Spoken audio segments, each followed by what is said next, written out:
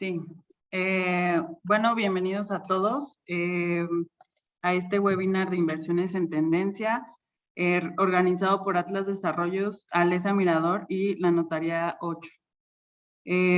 Pues bueno, antes de iniciar, nos gustaría darles algunos datos y un sabías que Querétaro ocupa la posición número 5 en el ranking nacional de estados con más demanda en propiedades residenciales, comerciales, industriales, oficinas y de terrenos. Las 5 top colonias con mayor demanda en Querétaro sería El Refugio, Juriquilla, Civata y El Mirador, junto con el Pueblito Centro. Bueno, con esto también me gustaría especificar que iniciaríamos en este webinar con el ponente Miguel Fernando Beliz Necochea, con una escolaridad con maestría en Administración de Negocios con especialidad en Finanzas. Su experiencia laboral, pues actualmente está en la Notaría 8 adscrita a Pedro Escobedo. Fue jefe de Departamento del Control de Inventarios en Gobierno del Estado de Querétaro. También es fundador y propietario de la empresa B del Agua Epura. Analista de tesorería en la empresa Vedacom y fue analista de control de gasto en HSBC México. También como su experiencia es la parte docente a nivel de licenciatura y nivel de maestría. En nivel de maestría imparte clases como contabilidad y administración financiera, finanzas corporativas, tópicos selectos de finanzas, evaluación de proyectos de inversión. Digo, ya iniciando con este tema, Miguel, pues damos inicio y también siéntanse cómodos en hacernos preguntas. Aquí las estaremos respondiendo. Igual, cualquier tema que quieran tocar, pues aquí Miguel, nuestro experto, nos va a ir instruyendo en este tema de inversiones. Adelante. Correcto. Bueno, pues muchas gracias y llevamos algo tiempo de conocernos, poco tiempo, pero ha sido un gusto estar con ustedes, con cada uno platicando, armando este seminario, que espero les sea de mucha utilidad. Siéntanse en confianza de interactuar. No quiero usar la palabra interrumpir, más bien vamos a decir participar en cualquier momento, y cuando tengan alguna pregunta, comenten, yo quito la presentación, nos vemos en nuestras cámaras y ya después de regreso a la presentación. Entonces, con toda confianza, si tienen alguna duda, un comentario, algo que aportar, siéntanse en completa libertad. Entonces, voy a hacer una presentación, o voy a proyectar aquí, no sé si ya se esté viendo. Y sí, se está viendo, correcto. Inversión. Vamos a iniciar con la definición de inversión, porque en todos lados escuchamos que hay que invertir en esto, invertir en aquello, pero ¿qué es una inversión? Bueno, la definición gramatical que marca la Real Academia de la Lengua es acción de invertir el orden, la dirección o la posición de una cosa. Esa es la definición literal, pero en la práctica todos entendemos como inversión, más bien sería inversión financiera. Aquí voy a leer una definición que yo mismo escribí, que yo mismo pensé, que yo he acuñado, que es el proceso por el cual un activo aumenta su valor con el paso del tiempo y otorga beneficio al poseedor, muchas veces llamado rendimiento. Es decir, la inversión no es el activo en sí, la inversión es el tiempo, el proceso. La inversión es la suma de un activo más el tiempo más el rendimiento. Ese es el proceso de la inversión. Entonces, teniendo eso en mente, vamos a iniciar algo que a mí me gusta mucho. Les comentaba aquí a mis compañeros de historia universal. Voy a dejar de compartir tantito porque uno de mis hobbies es leer historia universal. Y mientras preparaba el seminario, ahora estoy leyendo la historia de Roma. Roma se divide en 4 grandes épocas, que es la República, el Imperio, Constantinopla y la Alta Edad Media. Bueno, leyendo eso y pensando qué hacer en el seminario para hacerlo interesante, bueno, la historia, porque en todas las épocas, quien ha tenido el bienestar económico, el dinero, quien es rico, debe tener algo en común? Lo pensaba, lo analizaba. ¿Qué tienen en común o qué han tenido en común las personas, el ser humano, los hombres o mujeres que han sido ricos desde hace muchos años hasta hoy en día? Por eso quiero empezar con historia y lo vamos a ir relacionando con las inversiones. Ok, para comprender la importancia de las inversiones en el mundo moderno, considero importante saber un poco de historia universal, ya que con eso veremos los elementos constantes en el tiempo que han sido generadores de riqueza a través del tiempo. Dice el dicho que quien no conoce la historia está condenada a repetirla, pero cuando conocemos la historia podemos cambiarla o podemos aprender de ella. Por eso las finanzas y la historia no están peleadas, al contrario, vamos a aprender mucho. Bueno, y si no aprendemos finanzas, el día de hoy vamos a aprender historia. La humanidad se divide en 5: prehistoria, edad antigua, edad media, edad moderna y la época contemporánea. Ya con esto aprendimos algo, pero ¿qué tiene que ver con las finanzas? Ok, vamos a ver. La prehistoria se divide en paleolítico, neolítico y la época o la etapa de los metales. El paleolítico es cuando éramos los hombres de las cavernas. Hasta que descubrimos el fuego se considera paleolítico. Después llega la agricultura y la ganadería y de ser nómadas nos volvimos sedentarios. Y aquí se ve una figura, unos hombres con una planta. Al volvernos sedentarios por la agricultura y la ganadería, eso se da en la tierra, en los recursos que da la naturaleza. Entonces, desde ahí empieza la riqueza de la tribu. Una tribu que sembraba, que tenía ganadería, que tenía tierra, empezó a ser una tribu rica. Ya con eso les empiezo a dar una introducción de lo que es la riqueza, el bienestar de una persona, de un pueblo, es decir, tener recursos. Cuando llegan los metales y ya somos sedentarios, llegan las primeras ciudades. Aquí puse a los Picapiedra un poquito en broma y un poco en serio porque ya se tenían posesiones, nacen los herreros como oficio, continúan los agricultores, los ganaderos, los carpinteros. Pero ¿cuál es el común? Las ciudades, los inmuebles, ¿ok? La prehistoria termina en el año 3000, antes de Cristo, con la invención de la escritura. Pero continúan las grandes civilizaciones que son la cuna, Mesopotamia. Aquí puse esta imagen que es un templo de los babilonios. Mesopotamia se divide en los babilonios y los sumerios, y es una civilización que creció entre el río Tigris y el Éufrates, que está en Irak. Bueno, aquí ya vemos posesiones, aquí ya vemos que quienes tenían o hacían las edificaciones eran los ricos, eran los que tenían el poder. Pasa el tiempo y llega la gran civilización egipcia, con sus pirámides, con la esfinge de Giza, con todo lo que representó los faraones, y el poder que lo determinaba, la riqueza, cuando mandaban construir sus tumbas, dónde iban a pasar según sus creencias el resto de su vida, pues eran bienes, eran edificaciones, no propiamente inmuebles, pero eran edificaciones. Y lo más característico de cada civilización han sido sus edificaciones. Llega la decadencia de Egipto y los griegos, llegan los griegos, los pensadores, los filósofos, y bueno, ¿quién no reconoce el Acrópolis? Es esta edificación que era el símbolo, es el símbolo de los grandes pensadores de Grecia.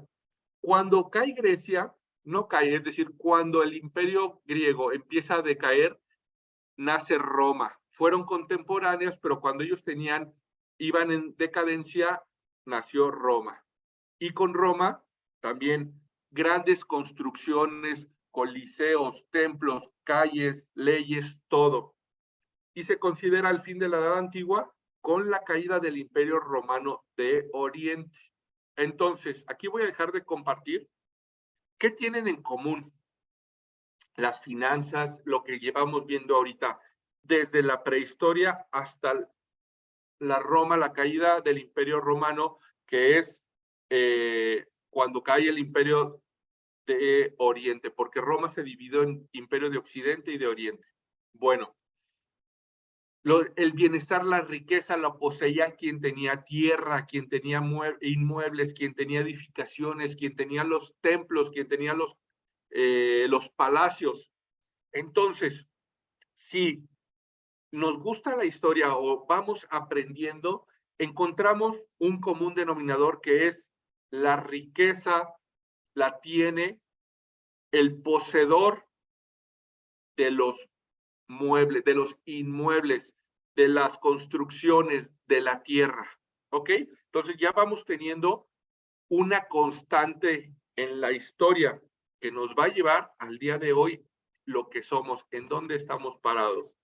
Entonces, en el 476 después de Cristo, cae el Imperio Romano de Oriente y llega la famosa Edad Media. Fueron 500 años, sí, casi 1000 años, perdón, en donde no se avanzó mucho, pero está el feudalismo. El feudalismo se caracteriza por reinos. Los reinos eran territorios. ¿Y quién era el señor feudal?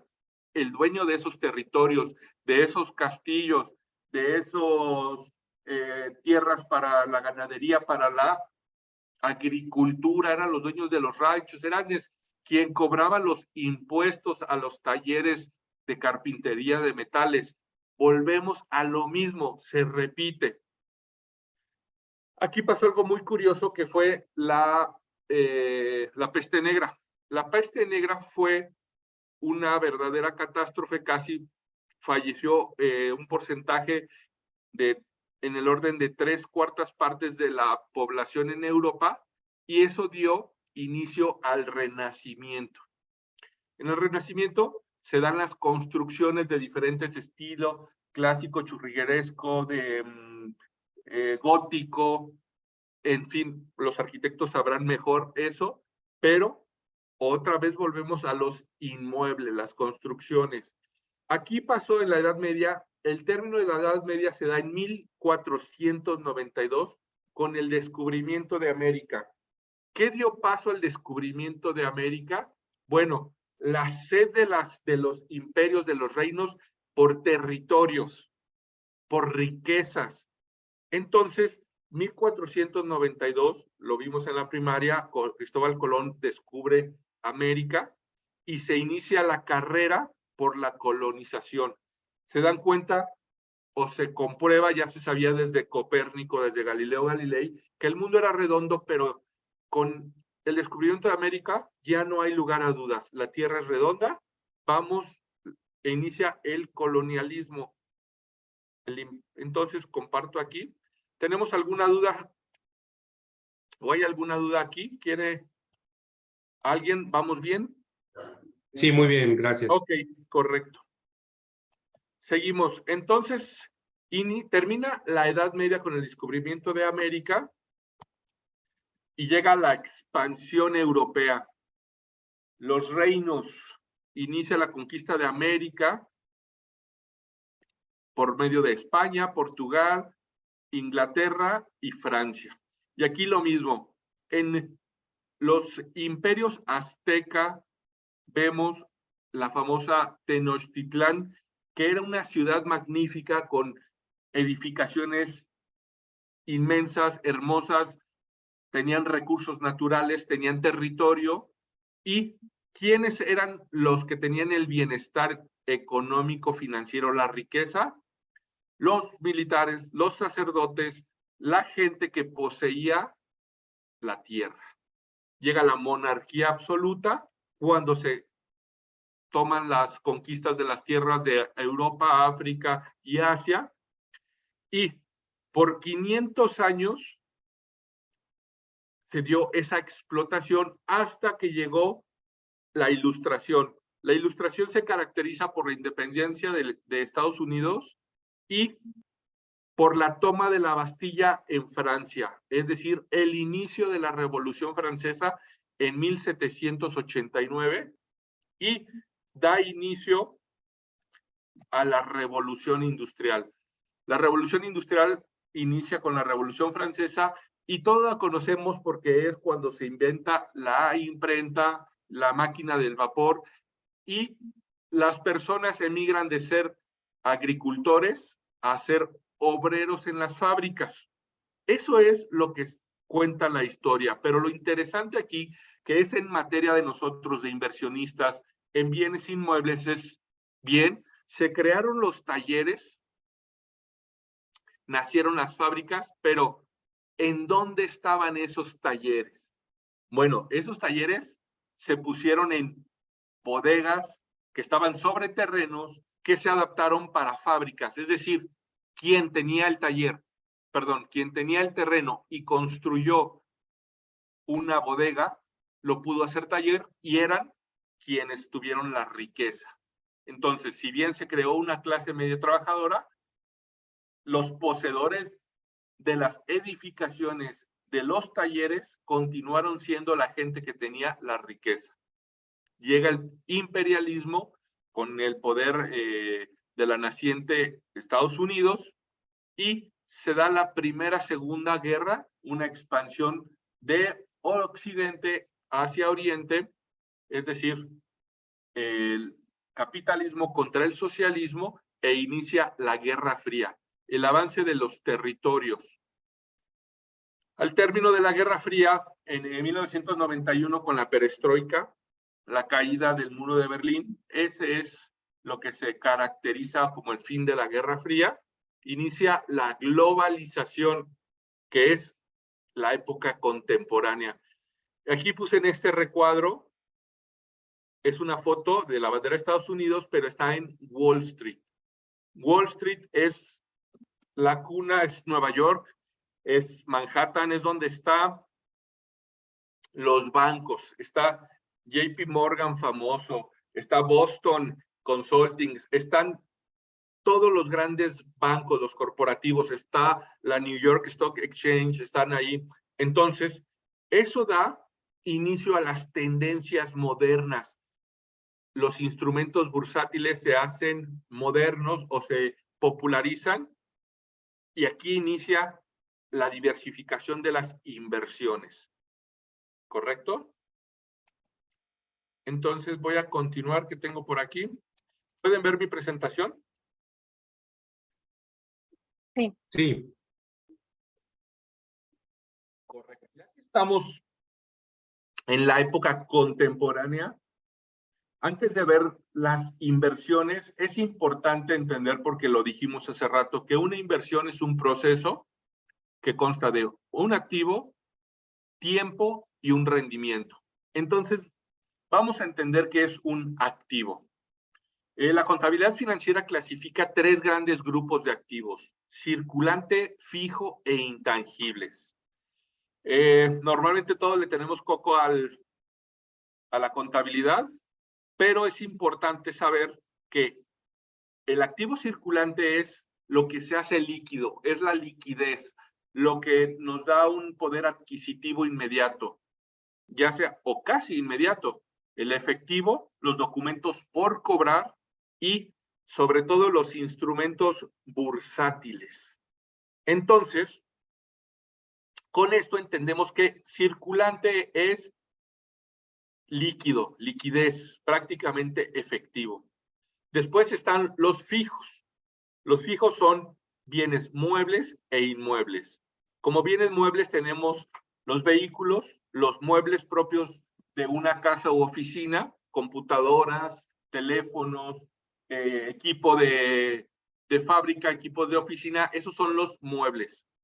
Y los inmuebles son terrenos, departamentos, casas y edificios.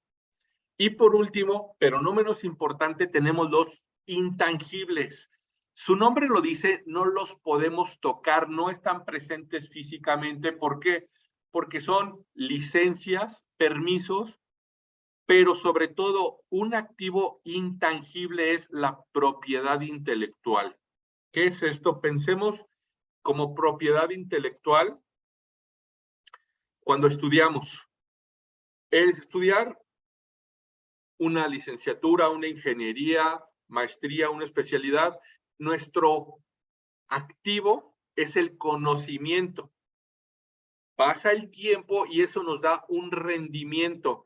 Entonces, si bien invertir en educación es algo intangible, conforme pasa el tiempo nos da rendimiento. Entonces, eso es intangible, pero no se puede heredar.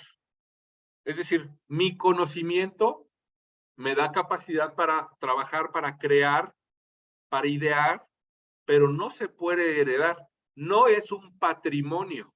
Entonces, ese es el gran problema de los activos intangibles. Vamos a suponer un gran doctor, un neurocirujano, es una eminencia. Les va muy bien a los doctores, ganan muy bien, pero ese conocimiento no se puede heredar en forma de patrimonio a sus hijos, familiares o esposa. Es decir, cuando fallece, cuando muere el tenedor de ese conocimiento intelectual, muere el conocimiento. ¿Ok? No así con los demás activos, con los circulantes y con los fijos. Entonces, si bien es importante invertir, ya sea en fijos, circulantes o intangibles, si queremos formar un patrimonio, tiene que ser en fijo o en circulante a manera de inversión. ¿Qué es esto? Aquí no sé si estoy siendo claro o estoy poniendo ejemplos que sean entendibles. No sé si por ahí me quieren dar algo de retro rápido, si voy bien, si me estoy dando a entender. Sí, Miguel, vamos bien. Ok, muchas gracias. Muy bien. Gracias. Entonces, ¿qué tenemos aquí? Vamos con las tendencias. Ya que vimos la historia universal y entendimos que el común denominador desde la prehistoria, desde el neolítico hasta la época contemporánea, pasando por las grandes civilizaciones, pasando por la revolución industrial, la constante es que el tenedor de bienes inmuebles, de tierra, de territorio, de bienes tangibles, es el que tiene riqueza. Esa es la constante, bien, porque los antiguos tenían granos, eran ricos, tenían sal, eran ricos, tenían armas, eran ricos. Pasa el tiempo y el que tiene una máquina de vapor es rico, el que tiene instrumentos bursátiles hoy en día tiene bienestar. Pero el que ha tenido a lo largo de historia inversiones en bienes inmuebles es considerado que tiene patrimonio, que tiene riqueza, en mayor o en mayor medida. Eso es muy relativo. Entonces, pasamos a las tendencias. ¿Qué es esto? Tendencias en inversiones. Ya estamos situados hoy en día. ¿Qué está pasando? Bueno, en lo moderno. Recuerdo en los años 80 que se popularizaron los mercados bursátiles. Hasta en las películas salían mucho los pisos de remate de las bolsas y los brokers, compro, vendo acciones, muy romántico. Y se popularizaron para las clases medias altas en los países más desarrollados. Los instrumentos como los bonos, como las acciones, se popularizaron y en los años 90 esta tendencia continuó para el resto de las economías en vías de desarrollo y México no fue la excepción. Entonces, ¿qué es? La Bolsa Mexicana de Valores, que es el mercado bursátil aquí en nuestro país, es hoy en día fuente de financiamiento para grandes empresas. Y aquí voy a hacer una pausa. La Bolsa Mexicana y los mercados bursátiles de todo el mundo, su principal función es esa, ser fuentes de financiamiento para grandes empresas. Y en un mercado secundario, crea oportunidades de inversión para personas físicas, también morales, pero sobre todo físicas con cierta capacidad adquisitiva. Me quise poner esto porque todavía, aunque es muy popular, los mercados bursátiles no son para la mayoría de las personas, para el grueso de la población. Es para un grupo relativamente selecto de población. Los mercados bursátiles, me gustaría explicar que tienen 4 principales mercados: deuda, capital, dinero y derivados. Deuda son los bonos o los pagarés que entregan gobiernos o empresas y dan un interés. Los capitales, que se caracterizan por las acciones de las empresas, y ahí es donde entra el romanticismo de compro, vendo, alza, baja. Y dinero, son las divisas, es el oro, y son las famosas o tan de moda criptomonedas, que ahorita vamos a hablar porque es una tendencia que viene muy fuerte. Y por último, los mercados de derivados, que son los más actuales, más complejos técnicamente hablando, y son coberturas contra el riesgo prácticamente. Entonces, en México los fondos de inversión son instrumentos que en los últimos años se han democratizado y ahora están al alcance de la población que cuenta con un excedente financiero para invertir. Aquí quise poner esa frasecita de excedente financiero. ¿Por qué? Se está popularizando, aquí hay unos logos que dice eToro, CETES Directo y Cuspid. Son plataformas en donde uno puede hacer trading. Voy a dejar de compartir. El trading es la compraventa de instrumentos bursátiles desde nuestros equipos electrónicos. Suena muy fácil, lo venden, la publicidad lo vende como algo muy fácil, pero se requiere una preparación específica para entender los mercados bursátiles.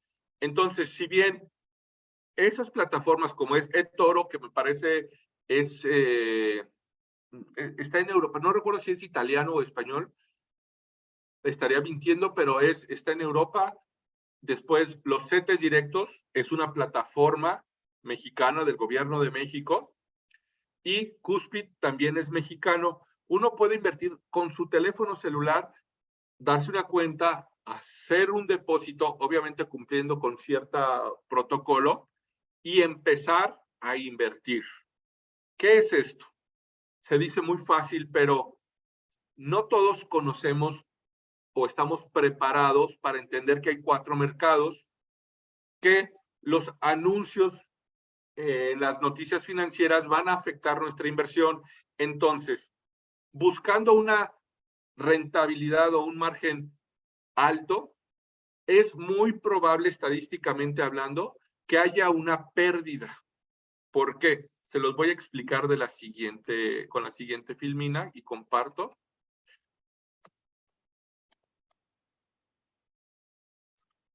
Dice, hablando de los mercados financieros, ahorita continúo con lo que vengo diciendo, pero esta pregunta es: ¿por qué los grandes inversionistas del mundo no tienen todos sus activos concentrados en los mercados bursátiles? Es decir, quieren que invirtamos en las acciones de Tesla, en las acciones de Apple, en las acciones de las empresas aquí en México, pero porque se menciona que hay grandes rendimientos, y es relativamente cierto. Pero ¿por qué los grandes magnates no tienen todos sus activos en los mercados bursátiles? Bueno, porque hay principios en matemáticas financieras que dice que existe la igualdad, que riesgo igual a rendimiento. Abro comillas y dice mayor rendimiento, mayor riesgo. ¿Qué es esto? Una inversión o cualquier inversión que nos invita a que tiene un gran rendimiento es porque tiene mayor riesgo. Si hablamos o estamos hablando de instrumentos financieros. Entonces, esa es la respuesta de por qué los grandes inversionistas o los magnates no tienen toda su riqueza en instrumentos bursátiles.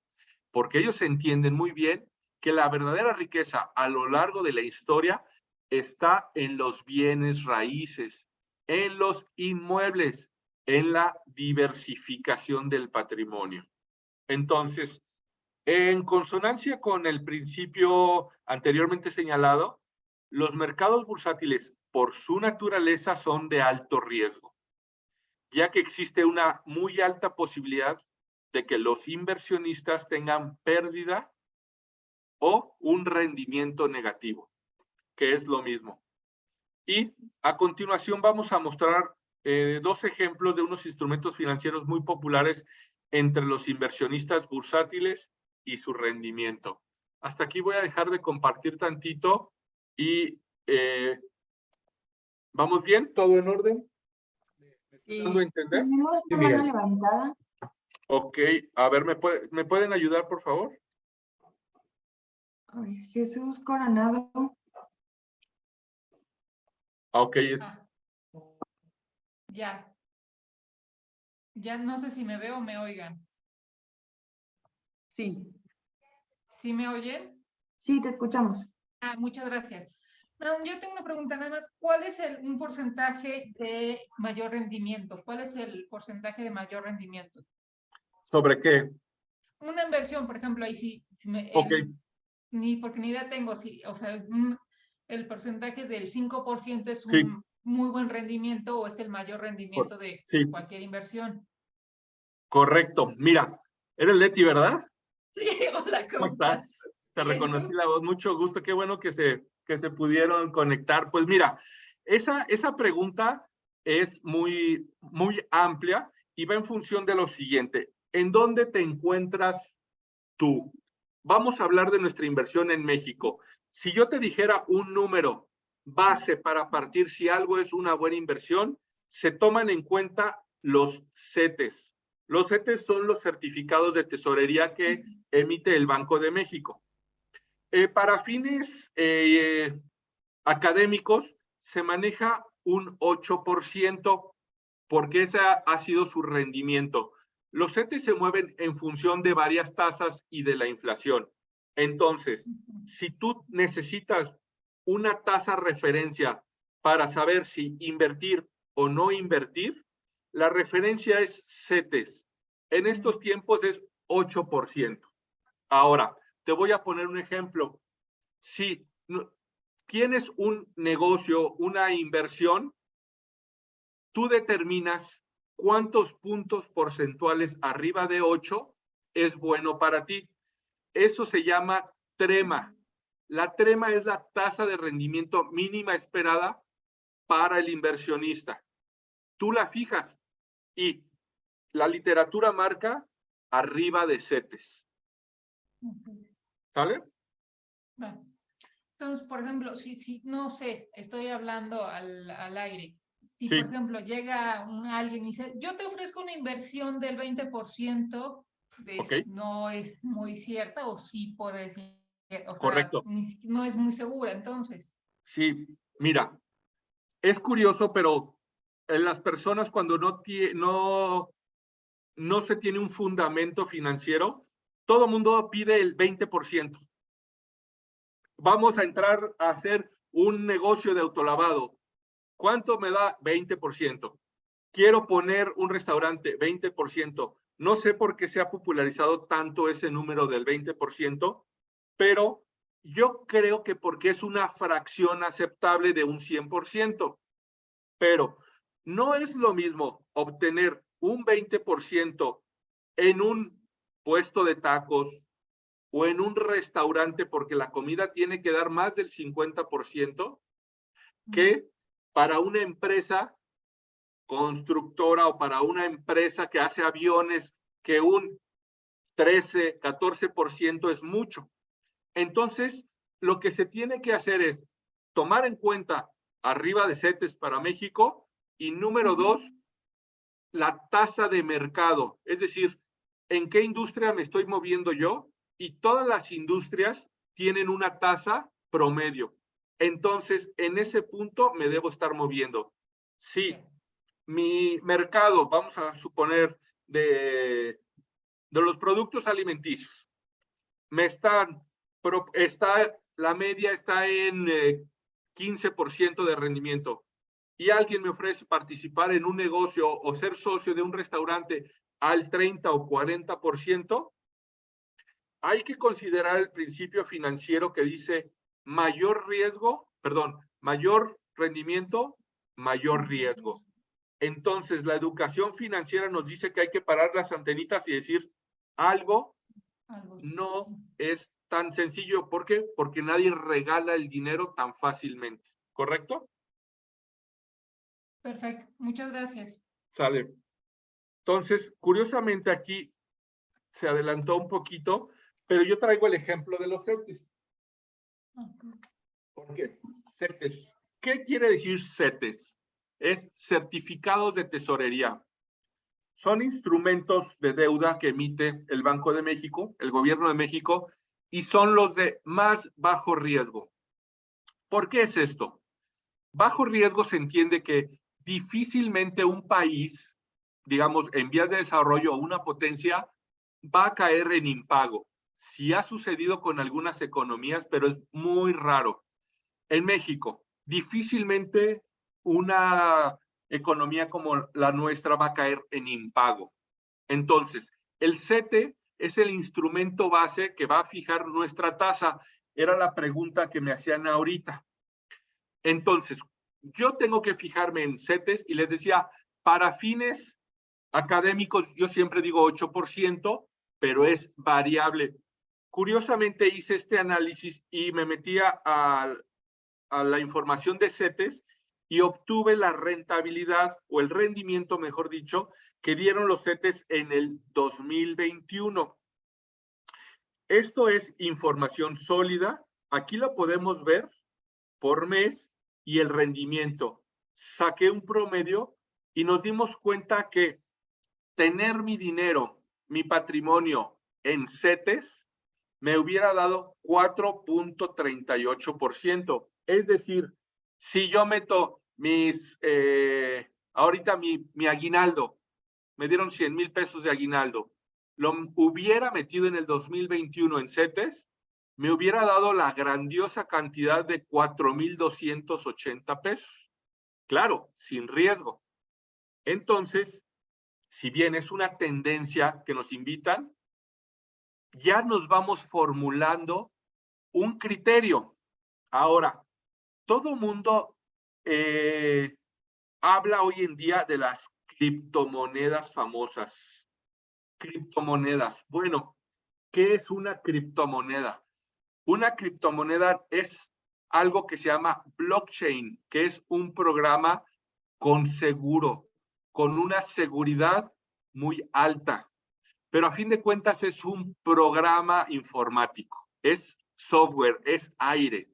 Entonces, si yo compro un Bitcoin o una fracción de Bitcoin, estoy comprando algo así como cuando uno baja la licencia de un antivirus, que pues sí, está en mi computadora, pero ¿y qué hago con eso? Está virtual. Esa es la cuestión con las criptomonedas. La más popular es el Bitcoin. Cuando bajé esta información estaba a $19,552 el Bitcoin. Eso es lo que vale un Bitcoin al momento que bajé esta información, que fue la semana pasada.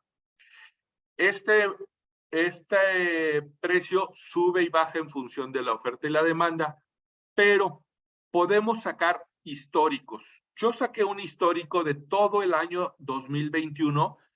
¿Por qué 2021? Ya es un año completo. Si bien lo puedo sacar parcialmente al 2022, no está completo para fines ilustrativos. Entonces, podemos ver que tuvo altas, bajas. En el mes de mayo de 2021 tuvo una caída del 35%, pero se recuperó casi con el 40% en octubre.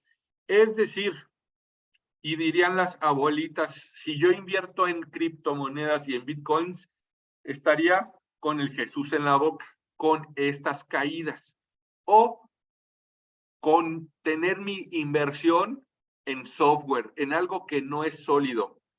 Aquí saqué un promedio de rendimiento y vimos que, no sé si aquí se puede ver rendimiento en amarillo, que el famoso Bitcoin dio la gran cantidad de rendimientos de 6.38% en 2021. ¿Qué significa esto para los no financieros? Significa que teniendo criptomonedas con altísimo riesgo, apenas me dio arriba de CETES, que es 4%. Entonces, lo que me decían ahorita en la pregunta, ¿cuál es la base? La base es CETES. El año pasado estaba arriba de 4%, sin riesgo. Me voy a Bitcoins, con riesgo 6%. Entonces, los instrumentos bursátiles, si bien están marcando tendencia, pero tienen un riesgo alto y los rendimientos no son los esperados ya cuando hacemos un análisis técnico más profundo, ¿correcto? Entonces aquí, Oscar, ayúdame, no sé si me estoy explicando muy bien. Sí, Miguel. Sí, todo claro. Gracias. Correcto. Entonces, ya con el fundamento o con lo que estoy exponiendo ahora, vamos a pasar a un ejemplito. Déjenme ver qué tengo por aquí. Correcto. Vamos a pasar a las inversiones que por idiosincrasia he notado que nos gustan a los mexicanos y a los latinoamericanos. ¿Por qué por idiosincrasia? Nos gusta ver y sentir nuestra inversión. Nos gusta saber que la podemos heredar a nuestros hijos. Nos gusta saber que puedo irla a visitar, que puedo irla a barrer, que puedo irla a pintar. Eso ya está en la idiosincrasia. Pero siendo estrictos y siendo técnicos, comparado con otros instrumentos o inversiones en tendencias, vamos a ver lo siguiente. ¿Qué es un bien raíz o inmueble? Bueno, son activos. ¿Por qué? Porque es un activo fijo que cuenta o que su principal característica, y es la que nos encanta a los mexicanos, es que está fijo a la tierra. Nadie se lo va a llevar, absolutamente nadie. Y no se pueden mover. Eso es una característica que ninguna otra inversión tiene. Ni los circulantes, ni los intangibles, ni los muebles. Entonces, no se pueden mover y están fijos a la tierra. Ya con eso me ganaron. Pero además, tienen una vida útil entre 25 y 50 años. ¿Qué es esto? Si no le doy su arregladita, si nunca lo barro, no le doy su pintadita, su impermeabilización, por muy mal que trate mi inmueble, va a tener una vida de 25 años.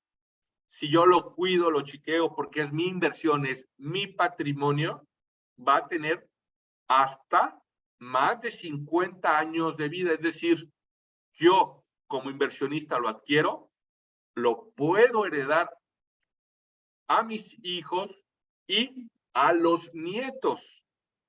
Entonces, esas características que estoy diciendo son fascinantes. No obstante, tratándose de los terrenos, no se deprecian. Es decir, al contrario, un terreno se aprecia. ¿Por qué? Los bienes muebles, los edificios, contablemente se deprecian. Ese tiene un tratamiento fiscal, pero los terrenos se aprecian. Entonces, los inmuebles se consideran inversiones de bajo riesgo por las siguientes razones. Físicas, no se mueven. Cualidad que nos encanta. Legales. Esto no nos gusta tanto a veces las cuestiones de abogados, pero en el marco legal está muy regulado, es amplio y claro para los bienes inmuebles. Los principios notariales, toda actividad de compraventa debe ser aprobada ante notario público. Eso da aún más certidumbre y suma puntos a favor de los inmuebles. El que tenga un tratamiento ante notario público, un procedimiento. 4, la plusvalía. Plus viene de más, valía, valor. Entonces es el aumento del valor del activo por la oferta y la demanda. Esa oferta y demanda va en función de muchas cosas, el aumento de la población, el desarrollo de la zona, el crecimiento del comercio, vías, etcétera. Y por último, pero no menos importante, a los bienes raíces o inmuebles se les pueden hacer mejoras y o ampliaciones. ¿Qué es esto? Pues es una reforma técnica que aumenta el valor del activo. Con esto, ahorita hago una pausa y nos damos cuenta por qué los antiguos, por qué los antepasados, de una forma empírica o intuitiva, se dieron cuenta que la riqueza era de quien poseía los inmuebles, porque tiene características físicas, porque aumenta su valor con el tiempo, porque es de bajo riesgo, pero tiene rendimientos competitivos. Entonces, ahora entienden por qué quise dar la parte de la historia, porque si bien hay una gran variedad de instrumentos en donde invertir, que no son malos, pero debemos entender nuestro perfil como inversionista. Hay tres perfiles básicamente, lo marca la literatura financiera: conservador, moderado y agresivo. Los bienes inmuebles encajan perfectamente en cualquiera de los tres perfiles de inversionista. No obstante, un perfil conservador no va a encajar con un Bitcoin, con una criptomoneda, con un derivado financiero. Punto a favor de los bienes inmuebles. Entonces, por todas estas razones que son teóricas, los bienes inmuebles son una inversión para aumentar el patrimonio. Asimismo, los instrumentos bursátiles se recomienda cuando tenemos un excedente de recursos. Difícilmente las personas tenemos un excedente, es decir, bueno, tengo 500,000 pesos para arriesgarlo. No nos gusta eso, no va con nuestra idiosincrasia. Tenemos 500,000 pesos para invertir en bajo riesgo. Todavía punto a nuestro favor. Entonces, todo lo que les estoy platicando es lo teórico. Vamos a hacer un pequeño ejercicio de un simulador financiero con Excel. Yo les voy a explicar las fórmulas, si están de acuerdo. ¿Me pueden decir si se ve mi Excel? Sí, sí se ve. Correcto. Sí, lo vemos.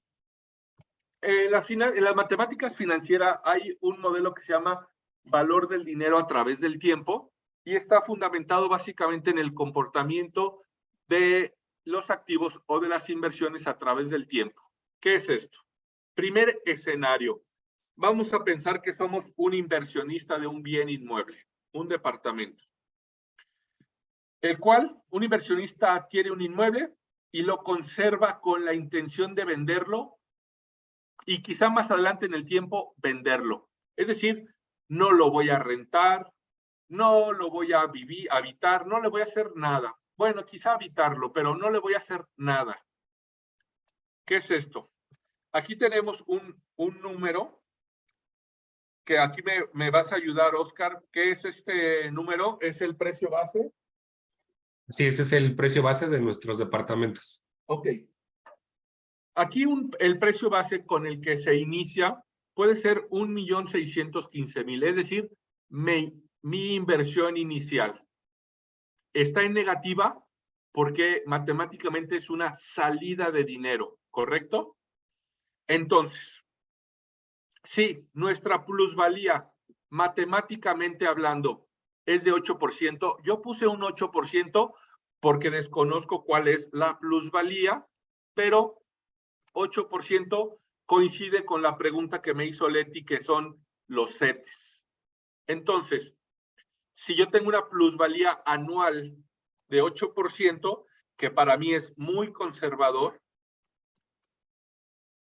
si tengo mi bien inmueble 5 años y lo decido vender, a los 5 años voy a tener o va a valer a valor presente 2,378,000 pesos. ¿Qué significa esto matemáticamente? Que si yo no le hago nada a mi departamento y lo decido vender en el 5.º año, perdón, me equivoqué, no es esta la fórmula, lo decido vender sin hacerle nada, sin meterle, voy a tener un beneficio de 750,000 pesos, viéndome muy, muy, muy conservador. Si lo Fíjate, Miguel, pues discúlpame, Dime. no sé si pudiéramos ahí, te sirve como referencia. Ese departamento hoy está en 1,615,000, pero el año pasado cuando iniciamos estaba en 1,372,000. Ok. 1,372,000 para 1,615,000, quedamos que 15% de plusvalía. Y ese es un dato sólido, ¿verdad, Oscar? Sí, así es. Correcto. Fíjense qué interesante. Yo estaba poniendo CETES, 15%. Aquí en Querétaro, ese departamento que es el valor inicial, es decir, es el departamento inicial con el precio inicial, en 5 años, matemáticamente yo lo puedo vender y tengo un beneficio de 1,633,000 pesos. Es decir, mi utilidad, por decirlo en palabras más llanas. Si lo conservo 10 años sin hacerle nada, mi beneficio va a ser de 4,900,000. Y así voy haciendo mi simulador 15 años.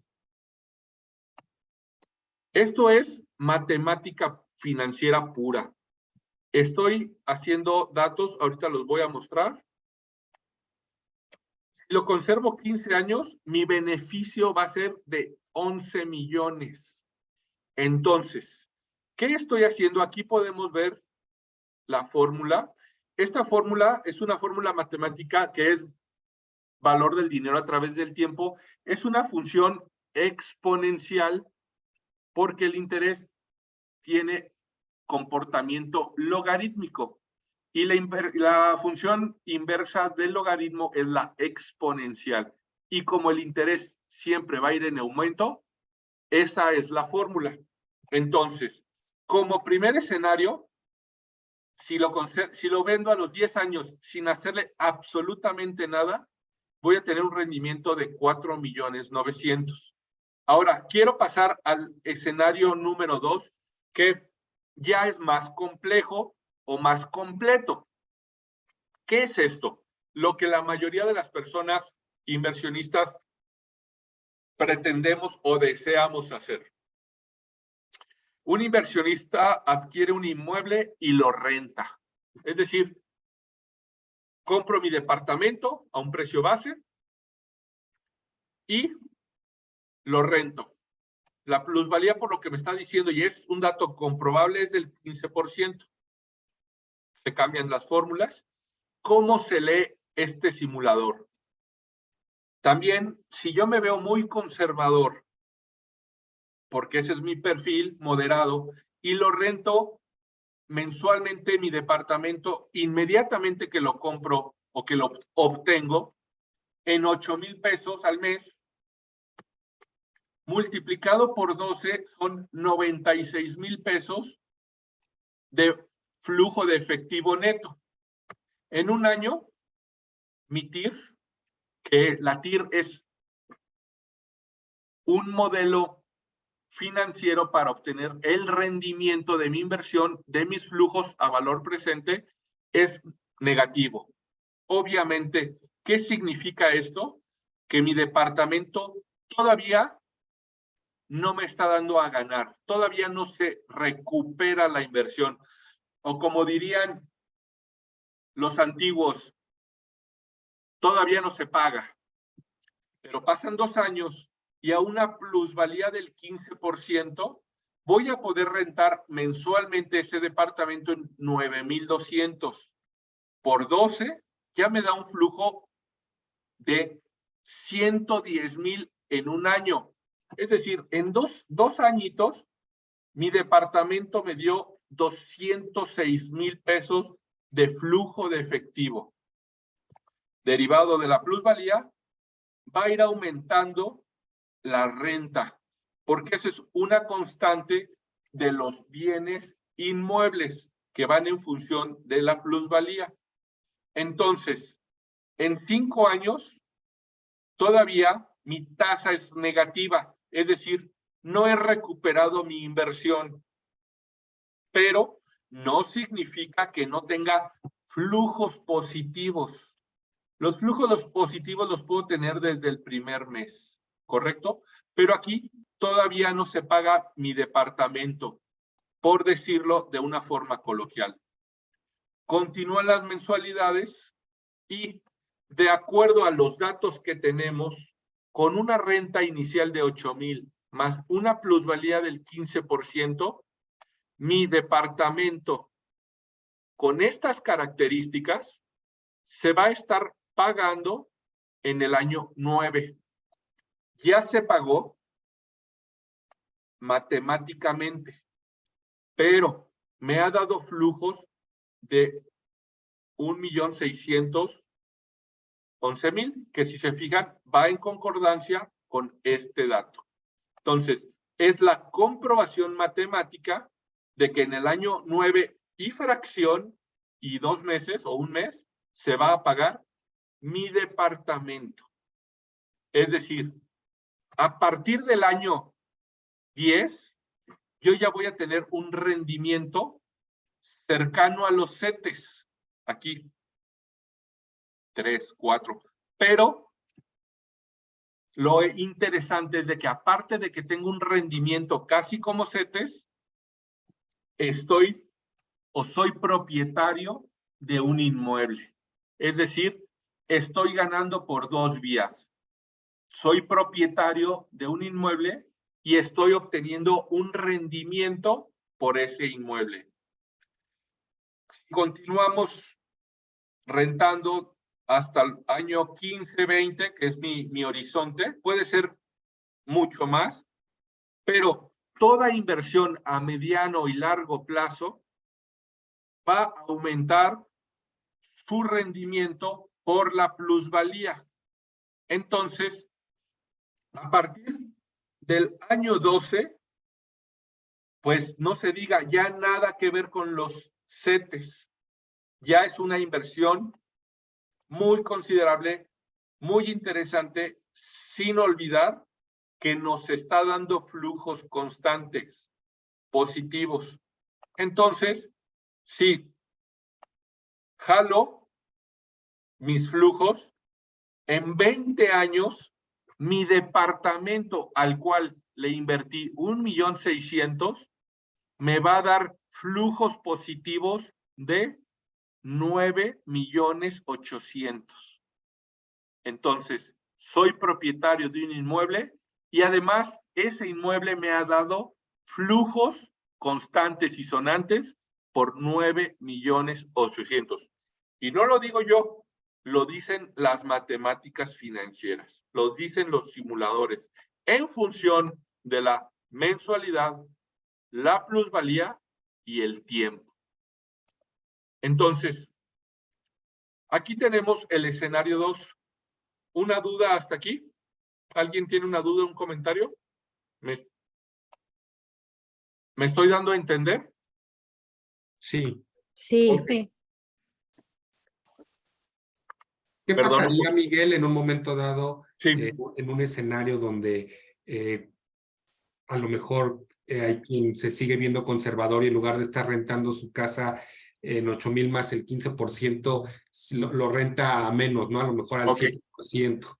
Ok, vamos a verlo si gustas y lo respondo porque yo no soy experto en inmuebles, pero sí soy experto en matemáticas financieras.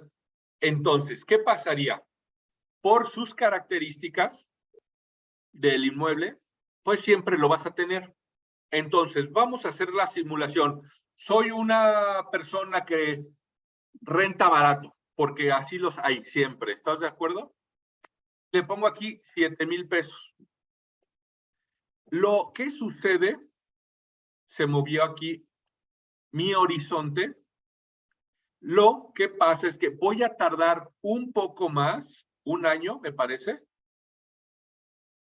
Estaba en 9, ahora en 10, sí es correcto. Voy a tardar un año en recuperar mi inversión o en que se pague mi departamento. Pero sigo siendo propietario y me sigue dando flujos. Lo único que va a suceder es que matemáticamente se va a pagar hasta dentro del año 10 y no del año 9. Ahora, yo te puedo decir lo contrario. Así como hay personas que son barateras a la hora de rentar su inmueble, también hay gente muy sagaz, muy astuta, con mucha experiencia y lo rentan más caro.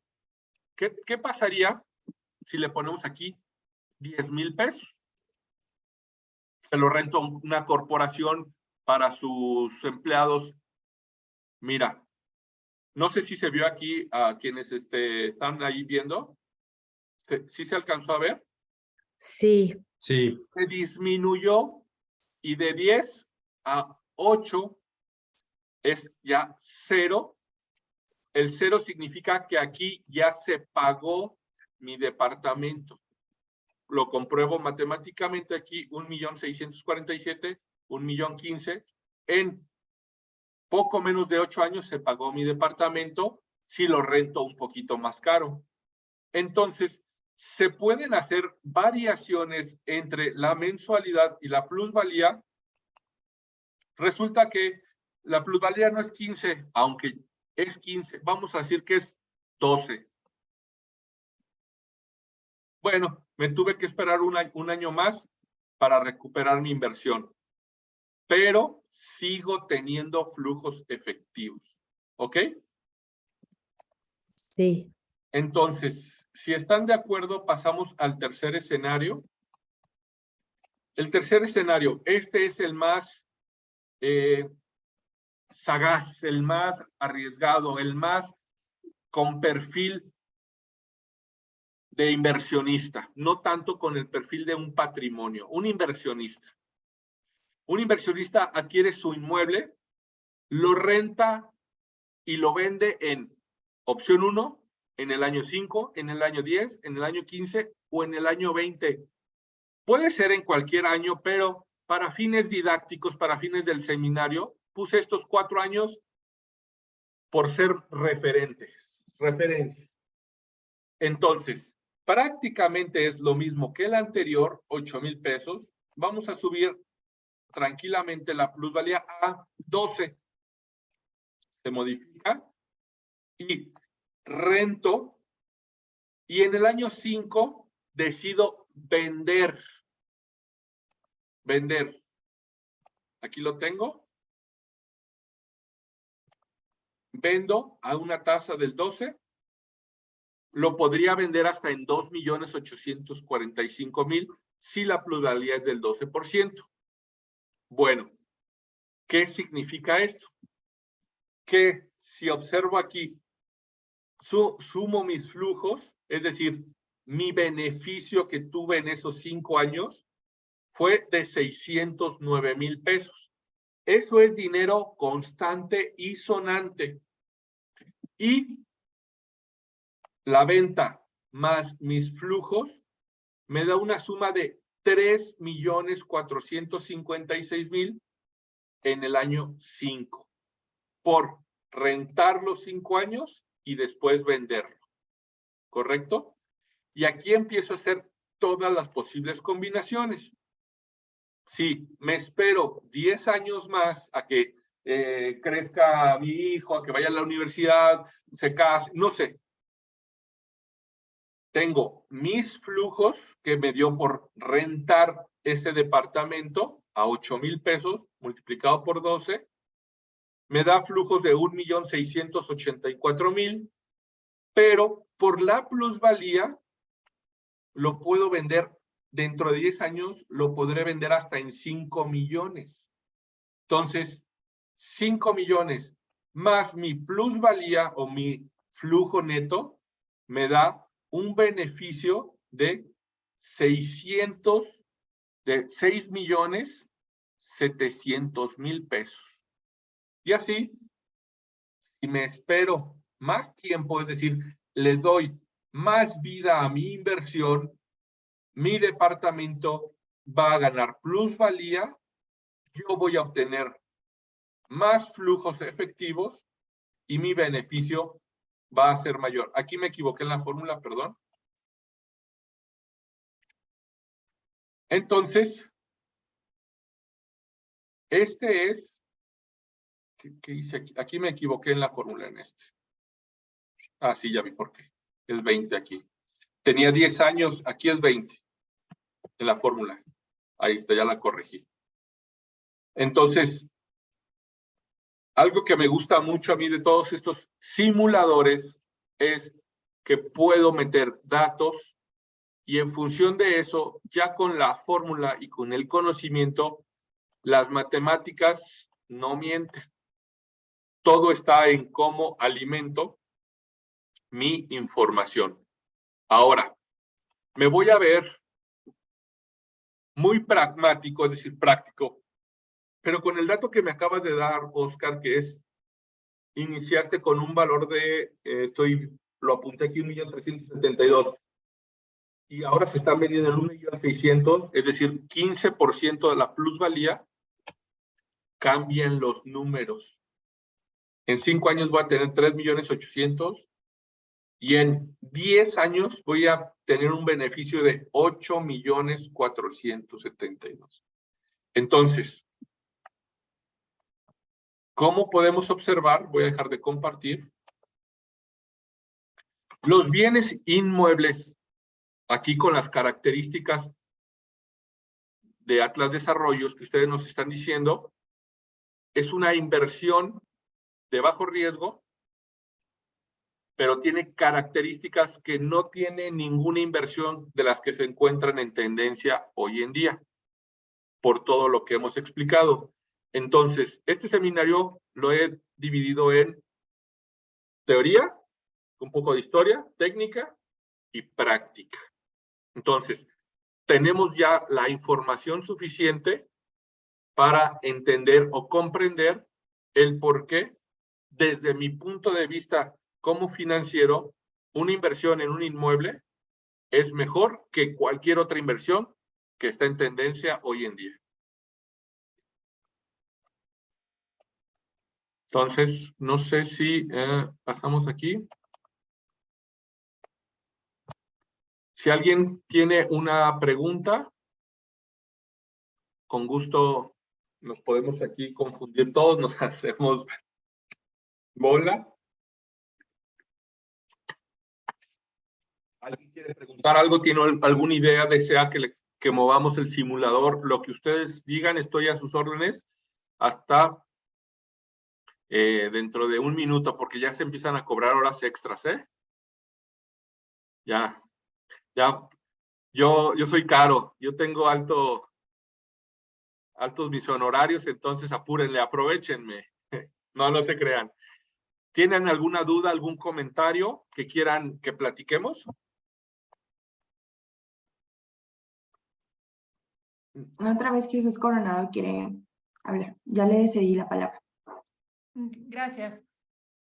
Nada más una pregunta. Si yo no tengo el 1,615,000 los 615,000 pesos, ¿cómo puedo empezar a invertir en bienes inmuebles? Bueno, normalmente aquí tenemos el costo del inmueble. Obviamente aquí entra un crédito, ¿ok? Entonces el crédito se va amortizando, pero tú inmediatamente puedes rentar tu bien. ¿Me explico? Okay. Entonces, lo que tendrías que hacer es una diferencia entre tu crédito, vamos a suponer que lo obtienes a 15 años a una tasa X, pero pagas 7,000 pesos del crédito. La diferencia entre la renta menos el crédito ya te da un rendimiento positivo. Entonces, eso lo único que va a ocasionar es alargar la vida o el tiempo en el que vas a tener para recuperar tu inversión. Si sacas un crédito a 10 años, vas a estar en igualdad, pero el departamento va a pagar tu crédito. Y ya una vez que se pague tu departamento, ya empiezas a ver los beneficios. Pero no tienes un desembolso, que es lo interesante. Eso si decides tenerlo como inversión. Si ya es para vivienda, ya es otro tratamiento. No es para inversión. Pero y ahorita es fácil obtener un crédito con para pagar 7,000 pesos al mes. Bueno, ahí yo no soy el experto en créditos. Yo dije fue un número random porque como estábamos manejando una renta de 7,000, de 8,000, pues la diferencia de 7 hace algo igual. Si podemos hacer 8, 8, 9, 9. Aquí lo que quiero decir que matemáticamente haces la diferencia.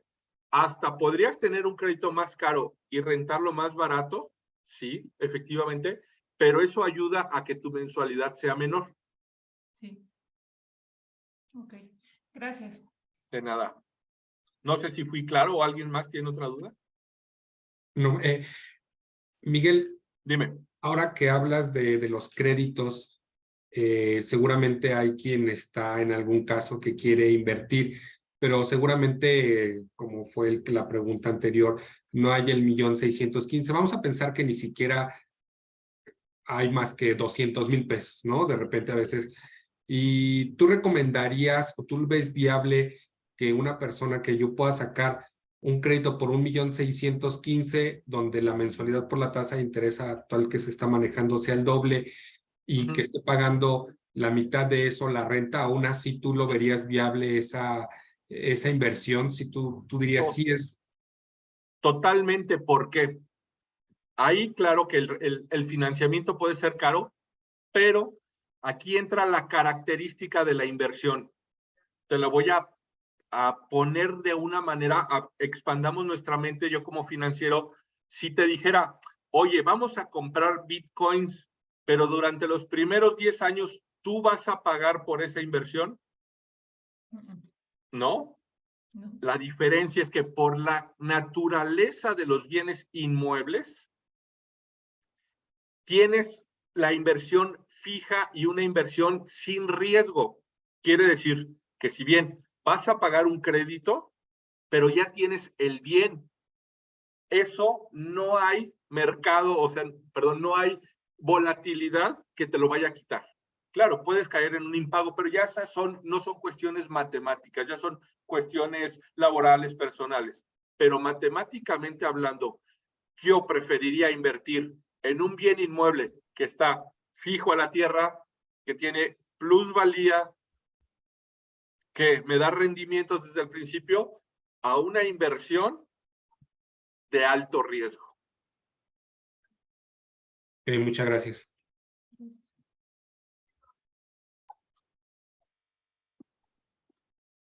Fíjense cómo despacito, pero ya llevamos nuestro buen tiempo. ¿Alguien tiene alguna otra pregunta? ¿Alguna duda, comentario?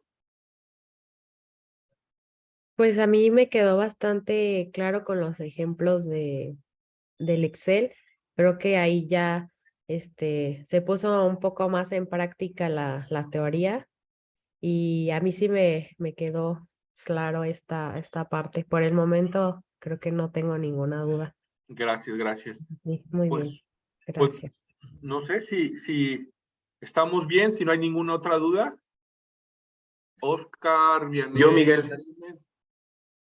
Adelante. Una consulta. Dime. Uno de los argumentos que luego muchos clientes nos ponen, o en este caso, como inversión, tienen la opción de un terreno versus una casa construida, ¿verdad? Porque está como muy ligado también a esa parte de la construyes como tú la deseas, en los espacios que tú quieres. Todas estas cuestiones.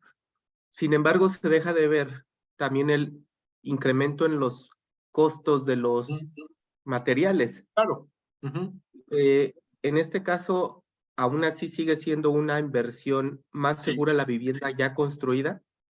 Bueno, totalmente, porque te estás haciendo del patrimonio. Ahora, las dos opciones son buenas. Si tú decides comprar el terreno y construir, es una opción, pero nosotros en lo personal ya son decisiones del perfil de cada persona. Lo siguiente, y nosotros lo vimos, mi esposa y yo también, mi esposa también está en el ámbito financiero. Y cuando tuvimos la oportunidad de comprar nuestra casa, era justamente esa disyuntiva, comprar o construir. Las dos son buenas opciones, de hecho, una es en cuestión de costos puede ser hasta mejor, que es construir, claro está. Yo sé que ustedes son desarrolladores, pero ¿por qué nosotros, y estoy hablando por mí y mi esposa, como financieros decidimos comprarla en un desarrollo? Uno, y más importante, zapatero a tus zapatos. Es decir, el estar viendo la construcción de tu casa, estar los permisos, todo eso, tiene necesita su conocimiento que nosotros no teníamos. Los desarrolladores normalmente tienen acuerdos comerciales y son quienes tienen los mejores terrenos en las mejores ubicaciones.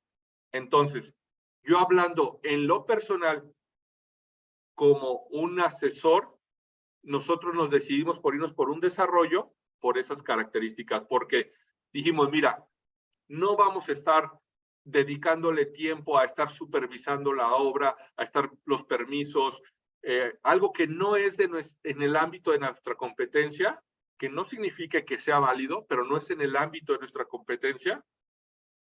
Y por eso nos fuimos con una casa ya construida por una desarrolladora.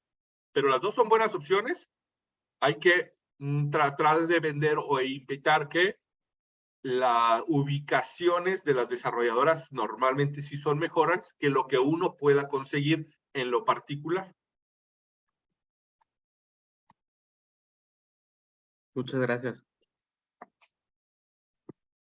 Perfecto. No porque no sean sé malas si- opciones, todos son buenas opciones, nada más es el perfil del inversionista o la persona que desea comprar. Claro. Bueno, creo que ya no hay más preguntas, Miguel. ¿Sí? Te agradecemos tu participación en este webinar. Y pues también gracias a Alesa Mirador, Atlas Desarrollos y a la Notaría 8.